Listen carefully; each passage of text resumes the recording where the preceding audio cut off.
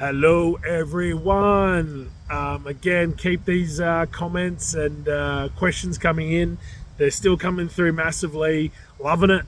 Still enjoying doing these videos. Can't wait to just give this feedback and give this advice, stories, all kinds of different things. This is just, I'm having an absolute ball doing it. Like I said, the feedback's been amazing. The questions have been amazing. So if you have one, shoot it in the comment section below. Shoot them through to me. No questions silly. I'm happy to answer anything that sort of comes up into your mind. I sort of had a few questions about the world records after I was chatting about it in my last video. One was about the motivation to train and partly with the world records, but the other one was how did I train for the world records being drug free? Like what were some of the things I did? How did I do it? Like what was my training like for that? And I guess plain and simple was, I guess at that point in time I was retired from competitive sport, so I was really focused on solely the world record, and that was it. So in strongman, in weightlifting, in powerlifting, obviously powerlifting you have 3 lifts you need to focus on. In weightlifting you have 2 lifts you need to focus on. In strongman you have a wealth of different things you need to focus on. For me, when I was training for the world records, the gymnast ones, the circus ones, the strength ones, I was very focused on the idea of what I was doing for that. So when I pulled the train, I was very lucky to be in contact with the past world record holder, Mr. Grant Edwards, who is Australian, had the world record in 97 through to when I broke it in the 2020s. And he basically gave me a bit of a rundown of what he was doing. And I sort of molded through that into my training with a bit of my flavour, because me and Grant are very different athletes, both from very different backgrounds. He was a thrower and I was a weightlifter, so we both did have good power generation from the sports we were doing, but we were both drug-free guys as well. So for myself, it was more about just going, okay, what are the muscle groups I need to use for this world record? What are the training styles? What are the systems I'll be using? So like is your anaerobic, your aerobic systems, all that type of stuff. You know, I guess using, for example, the train pull. For those who, I guess, have never pulled a train before or anything super heavy, when you pull the train, there's 2 main things that happen when you're pulling the train. One, it's super heavy, and it takes forever to get rolling.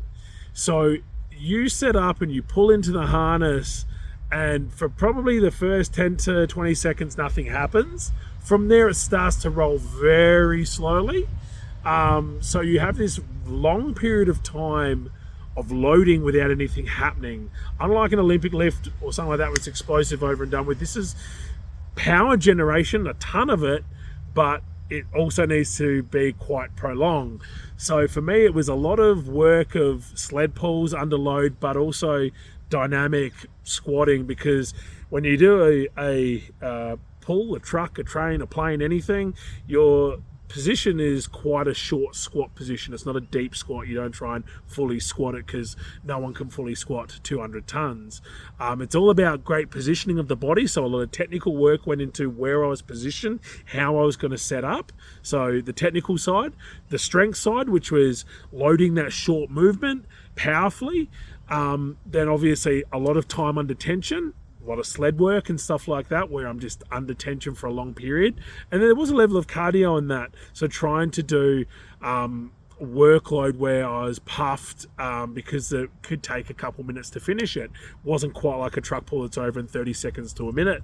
It's over in quite a little bit longer than that when it's something that heavy and that long.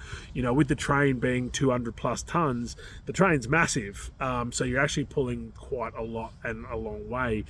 So I guess it was about being quite clinical in a way, where I was, one, working on recovery, as I've spoken about, making sure I wasn't overtraining, and 2, making sure that it was very clinical about technique, positions, body position, set position. The training program was totally around what I was doing, not trying to do a million things, but focusing on the little nuances of what and where I needed to be and how to do it. And then just making sure it was a steady build over that period of time, and making sure I wasn't getting injured.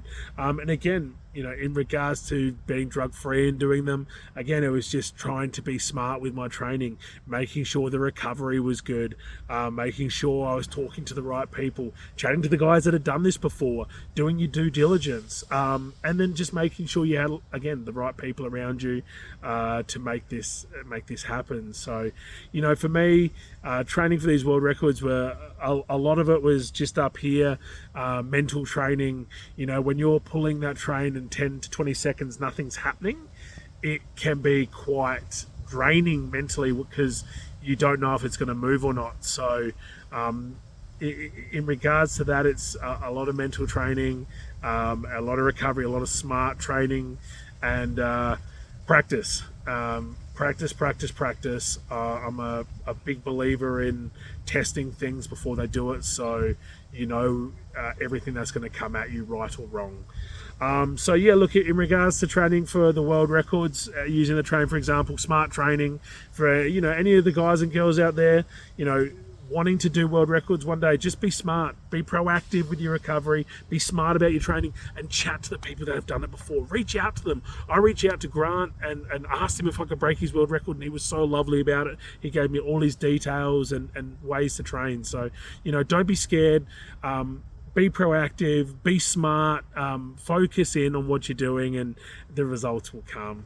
All right, guys, hopefully that gives you a little bit of feedback. Looking forward to a few more questions when you send them through to me, and we'll see you all soon. Cheers.